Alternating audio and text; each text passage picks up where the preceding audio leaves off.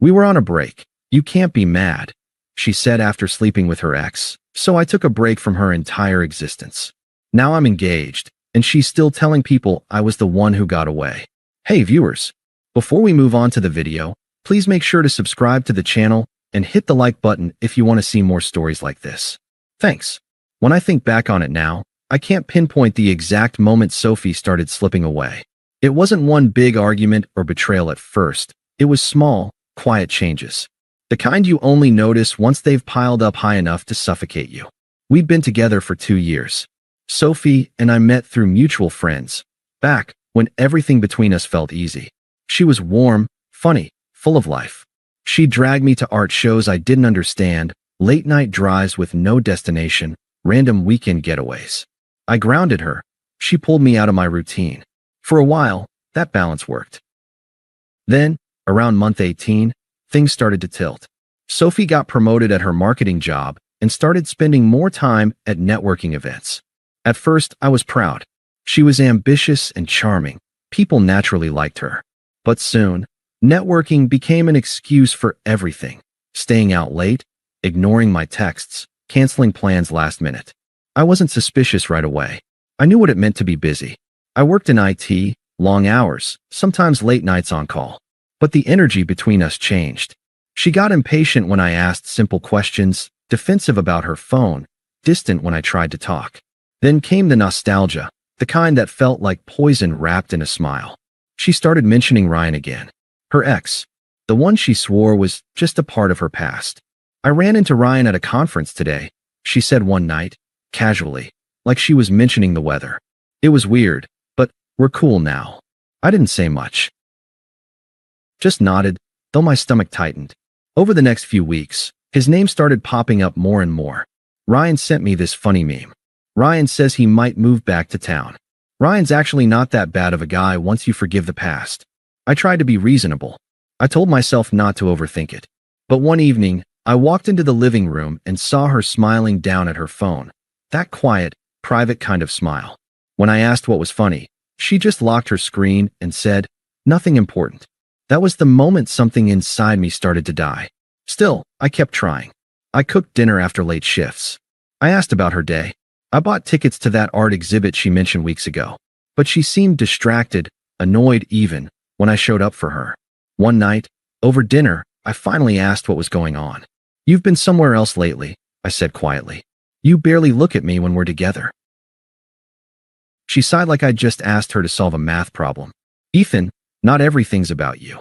I didn't say it was. I replied, "I'm just trying to understand what changed." "God, you're so serious all the time," she muttered, pushing her food around. "You make everything heavy. Maybe that's the problem. Maybe we're just not in sync right now." I set my fork down, trying to stay calm. "So what are you saying?" She leaned back, folded her arms, and said it like it was nothing. "Maybe we just need a break." I blinked. "A break?" "Yeah," she said. "Just some space. I can't breathe in this routine anymore. I feel like I'm living the same day over and over again." I kept my voice even. "So, you're saying we take some time apart? To figure things out?" She shrugged. "I guess. Don't make it a big deal." I nodded slowly, though every part of me wanted to argue. "All right, if that's what you need." "Thank you," she said, relieved, almost happy. That night, when I left her apartment, I didn't realize I was closing a chapter for good. I thought we were cooling off. That space might actually help. I told myself she just needed time to miss me. But the truth was, Sophie didn't want space. She wanted freedom, and she already knew what she was going to do with it.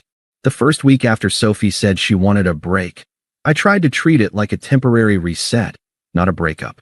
I kept busy with work, went to the gym, caught up with a few old friends I'd neglected. I didn't text her, and she didn't text me. It was strange, but I told myself space could be good. By week 2, though, the silence started to feel less like space and more like distance. The kind that doesn't close itself. Her social media told me more than her words ever did. She started posting pictures again, dressed up, out at rooftop bars, laughing with people I didn't recognize. I didn't see Ryan in the photos, but something about her captions, "Some nights remind you who you are," made my stomach twist. I still didn't reach out. I wasn't going to chase her. Then, one Friday evening, I got a text from Megan, a mutual friend who'd always been pretty neutral between us. Megan, hey, I don't want to get in the middle of anything, but are you and Sophie still together? Me, we're on a break, I guess. What? Megan, you should probably know she's been seeing Ryan. They were out together last weekend, holding hands, kissing. People from her work saw them. I just stared at my phone for a minute. Not angry, not shocked, just empty. I waited until the next day before I said anything. I didn't want to confront her over text. I drove to her apartment, the same one where we'd spent countless lazy Sundays, and knocked on the door. She opened it wearing a loose sweatshirt, hair up in a messy bun, like nothing had happened. Ethan? Wow. You could have called, she said, half smiling. I didn't think this was a conversation for text, I said. She crossed her arms, already defensive. Okay, what's this about? I heard you've been seeing Ryan again. Her face froze for a second, then relaxed into that dismissive smirk she always used when she didn't want to take responsibility. Seriously? You're listening to gossip now. So it's not true. She shrugged. I mean, we've hung out a couple times. But Ethan, we were on a break. You can't be mad about that. My jaw tightened. You said you needed space, not a replacement. Oh, come on, she scoffed. You're making it sound like I cheated. We weren't together, technically. And honestly, Ryan just understands me in ways you never did. That one stung. Not because I believed it, but because she wanted it to. So, you and I were over the second you said you wanted space? I asked quietly. She rolled her eyes. Don't twist things. It's not that deep, Ethan. We were figuring things out. And Ryan was there for me when you weren't. I wasn't there because you asked me not to be, I said calmly. She sighed, annoyed. God, this is exactly what I mean. You always overthink everything. It's like you need everything labeled, defined, perfect. Life doesn't work that way. I just stood there, letting her dig her own hole. When she realized I wasn't fighting back, she tried to soften her tone. Look, I didn't plan for anything to happen, okay? We just talked, and one thing led to another. It didn't mean anything. I nodded slowly. It meant enough for you to hide it. Don't act like you're some saint, she snapped. You probably talked to other girls too. I didn't, I said, because I thought we were worth waiting for. Her expression faltered, just for a second. Then she smirked again, defensive to the end. You're overreacting. It's not like I'm moving in with him. That was the moment something inside me flipped from hurt to clarity. I took a breath, steady and quiet. No worries, Sophie. Take all the space you need. Just don't expect to find me in it when you're done. She blinked, thrown off. What does that mean? It means I'm done waiting, I said, turning for the door. Ethan, don't be dramatic. But I was already walking down the hallway. I didn't slam the door, didn't yell, didn't look back. I just left. That night, I packed up the few things I still had at her place. My charger, a jacket, a photo frame she never noticed was missing, and loaded them into my car. I didn't text her to say goodbye. I didn't need to. She'd already made it clear what we were, a placeholder between her impulses. And I was finally done being the steady ground she kept walking over to chase storms. The first few days after I walked out of Sophie's apartment were strangely calm. No yelling, no closure talk, no we can fix this. Just silence. I thought it would hurt more, but it didn't. It was like I'd been holding my breath for months and finally exhaled. Still, I kept replaying that conversation in my head. The way she said, it didn't mean anything. The way she deflected, minimized, twisted everything into my fault. I realized that was how every argument went. She always came out clean, and I was always too sensitive, or too controlling, or too much. It was never about what she did, it was about how I reacted. And for the first time, I wasn't reacting.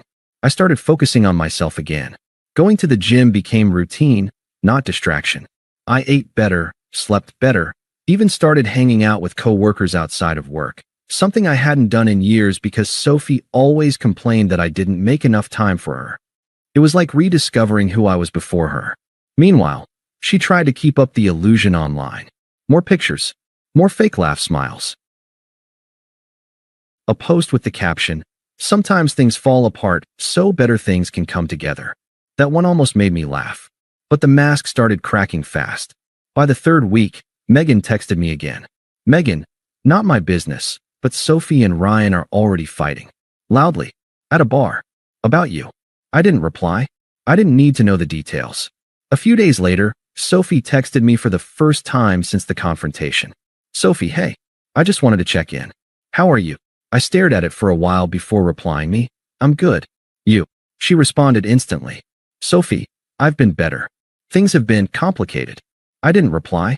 A minute later, another message came through. Sophie, can we maybe talk? Not about us. Just talk. That was such a Sophie move. Not about us, meaning exactly about us. I didn't answer. For a week, she kept trying. Random texts at night. A few funny memes she knew I'd like.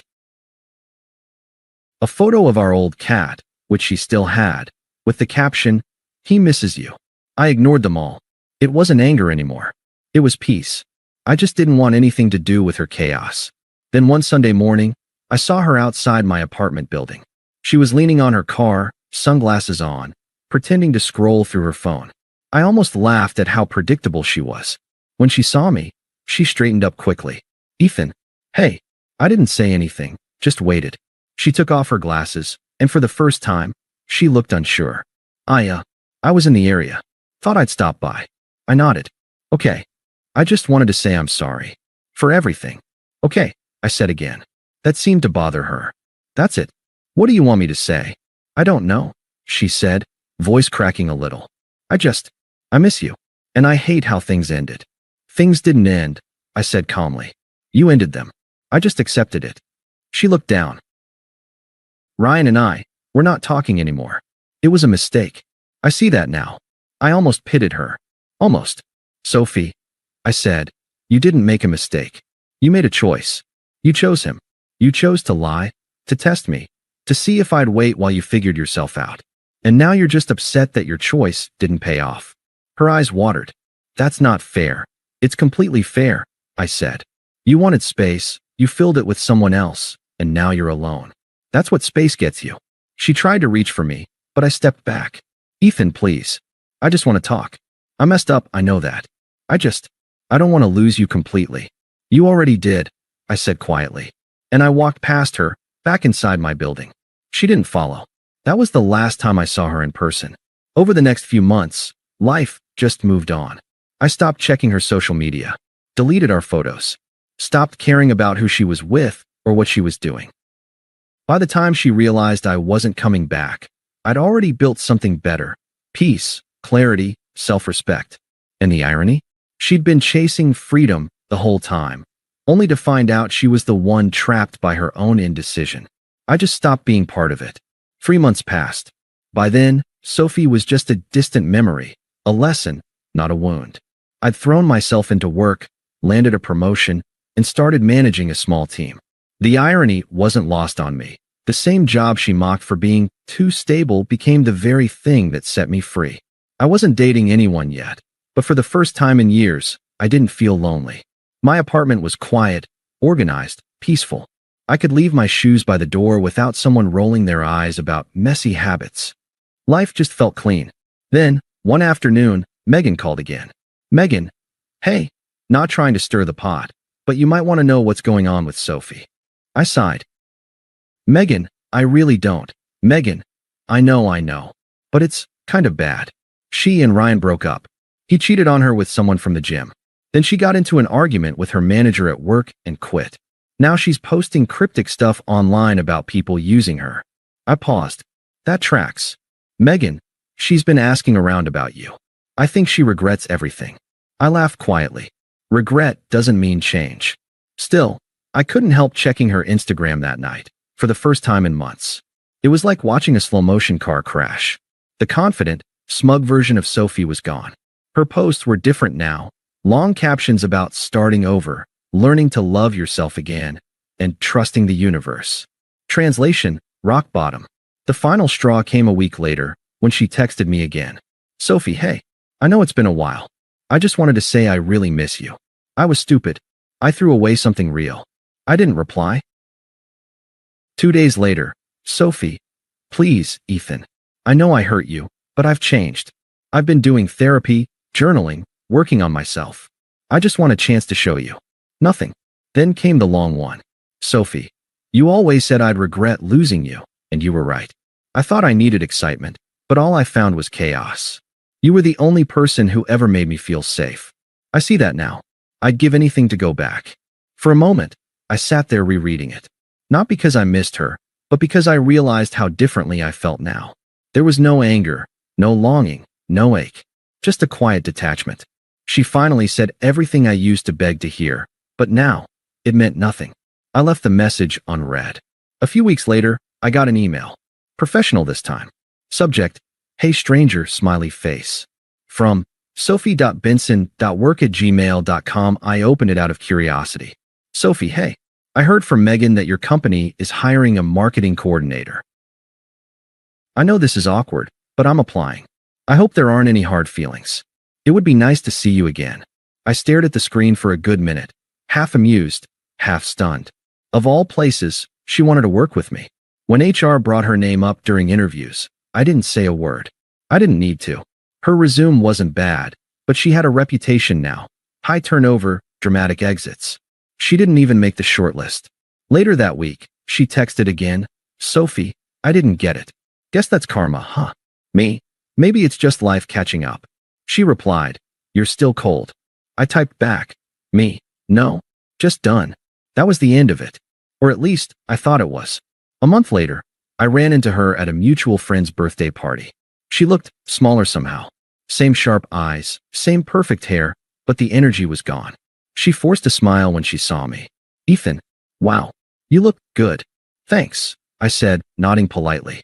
"I've seen your work updates." "You're killing it." "I'm doing all right." She took a sip of her drink, hesitated. "You're not seeing anyone, are you?" "No." Her eyes lit up. "Then maybe we could." I stopped her. "No, Sophie. We couldn't." She blinked. "You don't even want to talk about it?" "There's nothing to talk about," I said calmly. "You made your choice. I accepted it. And now I'm living with peace. I'm not going to trade that for déjà vu." Her smile cracked. "So that's it.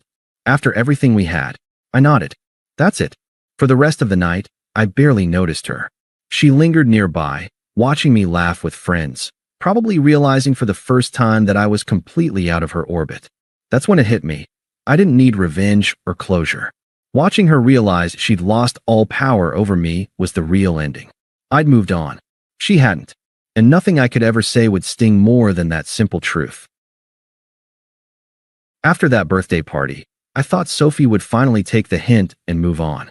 But I underestimated how far she'd fallen, and how much she hated losing control. At first, it was small things. A random, "Hey, remember this?" text with a photo of our old vacation. Then a "just checking in, hope you're doing okay." All ignored. Then it turned into calls, late night, missed, then voicemails I didn't listen to. Then mutual friends started mentioning her name again.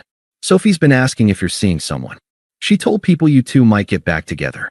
She said you've been cold, but that you still care." I just smiled. She can say whatever helps her sleep. Then came the real humiliation, not for me, but for her. My company hosted a networking event downtown. Nothing fancy, just drinks, music, and small talk with clients.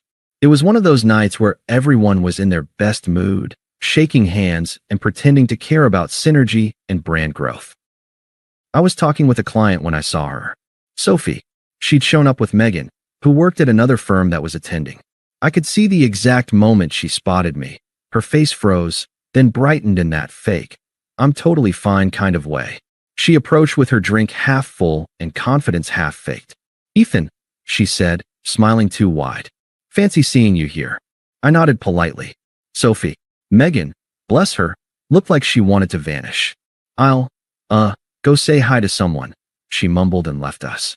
Sophie looked me up and down, clearly taking in my suit, the name badge with project lead under my name, the easy conversation I'd just been having with our clients. "You look good," she said finally. "So do you?" I lied. She gave a little laugh, the kind that used to get her whatever she wanted. "I've been keeping busy. Working freelance now. Trying to get back on track." I nodded. "Good for you." She tilted her head. "You don't make this easy, you know." "Make what easy?" "Talking to you. I'm not sure we have much to talk about." Her smile faltered. "I know I messed up, okay? I'm not denying that. But I thought maybe we could start fresh. Just coffee. No expectations." I looked at her for a long second. "Sophie, I don't hate you. But I also don't have any reason to see you again. I'm not angry. I'm just done. Her eyes flickered. You say that like it's that simple. It is. She laughed under her breath, but it wasn't confident this time. It was brittle. You can't just pretend we never existed. I'm not pretending. I just stopped living in the past. She stepped closer. You used to love me. I did, I said evenly. Until you made sure I couldn't. That landed like a brick. She froze, blinking fast. Then the mask cracked completely. You think you're better than me now? She snapped. Just because you got a promotion and grew a beard? I stayed silent.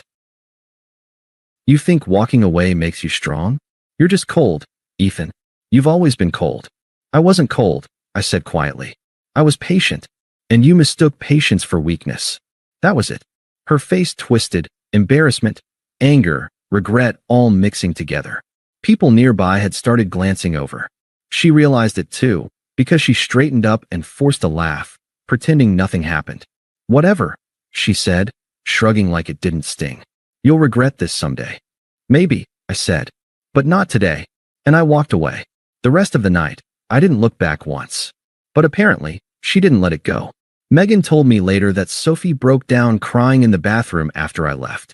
She'd been drinking, telling anyone who would listen that Ethan's changed, and he's not the same guy anymore. That part was true. I wasn't the same guy. I was the version of myself I'd been before she chipped away at my confidence, before she made me feel small to make herself feel big. Sophie wasn't facing karma because I wanted her to. She was facing it because she finally had to live without the version of me who absorbed all her chaos. And without me, her world didn't hold up. After that event, I didn't expect to ever hear from Sophie again. But life has a way of giving people one last chance to embarrass themselves. It happened about 6 months later. By then, my life looked completely different. The promotion had turned into a management role, and I'd finally taken a vacation, my first real one in years. I'd built a small circle of genuine friends, and I was mentoring 2 younger employees who reminded me of myself before Sophie drained the life out of me. Then one morning, I got an email. Subject, please read this. I promise it's the last time. From Sophie. For a second, I debated deleting it. But curiosity won. Sophie, I know I've reached out before, and I know I've made a fool of myself. I need to say this. I'm sorry for everything I did to you. I didn't appreciate you when I had you, and now I'm paying for it. I keep thinking about how different my life would be if I'd just stayed. Ryan was a disaster. He lied, cheated, and made me feel worthless. After him, I kept meeting the same kind of guys, all users, all fake. I finally get what you meant by peace. I miss that. I miss you. I'm not asking to get back together. I just need you to know that you were right about everything. And I'll probably never stop regretting what I did. I read it once, then again, and felt nothing. No anger, no nostalgia, no satisfaction. Just detachment. It wasn't a trap or manipulation this time. It was surrender. But even then, it didn't matter. Because her apology couldn't rewrite the person she'd been when it counted. Still, I decided to respond, not out of emotion, but out of finality. Me. I appreciate the message. I'm glad you're being honest now. But we're at 2 very different places in life. I don't hate you, and I don't wish you harm. But I don't carry what happened anymore. I learned what peace feels like, and I'm not willing to trade it for anything familiar, especially not the past. I hope you heal. Take care of yourself. She replied within minutes. Sophie, so that's really it? No chance. No coffee. Nothing. Me. There's nothing left to fix. We ended a long time ago. I just stopped pretending otherwise. Sophie, I don't know how to move on from you. Me. Then start by not looking backward. She didn't reply. And that was it.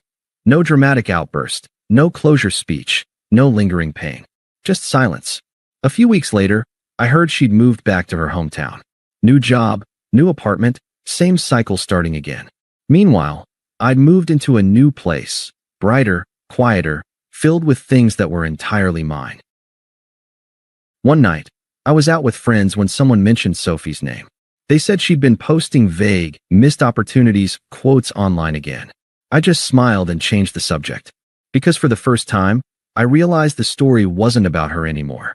She was just the chapter that taught me the difference between being needed and being valued, between loving someone who drains you and loving yourself enough to walk away.